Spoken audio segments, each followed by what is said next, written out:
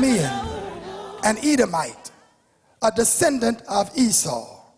He was made ruler of the Jews by the Romans, but being a foreigner, he was never fully accepted by the Jews. He was not really a Jew, and the flesh is not really you. That evil part of you that seeks to dominate your life, that seeks to guide you in improper directions, that seeks to oppress good and manifest evil in your life, your flesh is not really you. Your body is not really you. Your body, your fleshly nature will one day pass away.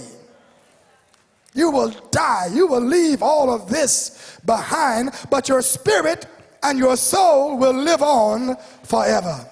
The flesh then, since it's only temporary, has no right to rule over your life. It has no right to be king of your life. The temporary should never rule over the eternal. Are you with me today? Herod the flesh was a very wicked and a very cunning person. He married 10 times, had one of his wives, Miriam, killed, and later on 2 of his own sons. He was a wicked man, and the list of his vicious murders seem almost endless.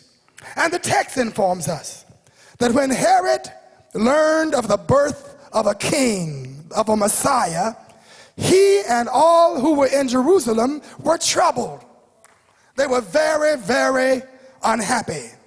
When some were happy and at a happy time because they had heard that a king had been born, a Messiah had been born, Herod was unhappy because he had just been made king of the Jews by the Romans.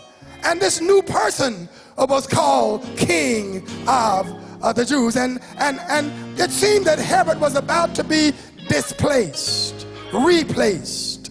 He was unhappy because he thought he was about to lose his job. And he was also unhappy because he was out of his rightful place. He was a foreigner ruling over a Jewish kingdom.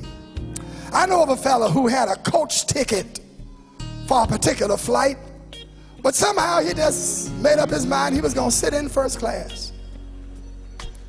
And there he sat in first class with a coach ticket. And every time the stewardess came by, he would tighten up and be afraid. And every time somebody would come walking, he would be afraid that he had gotten in their seat, that he was going to be asked to move. You know, when you are somewhere that you know you're not supposed to be, it's hard to relax. And listen, there's always unrest and always confusion when the flesh rules the life of the individual, because the flesh is not designed to rule. The flesh is not really a stakeholder. It has no stake in your eternity. It's only a temporary vehicle. It's only an instrument, and you must not serve the flesh. You must make the flesh serve you. Lord, help me to preach this thing today.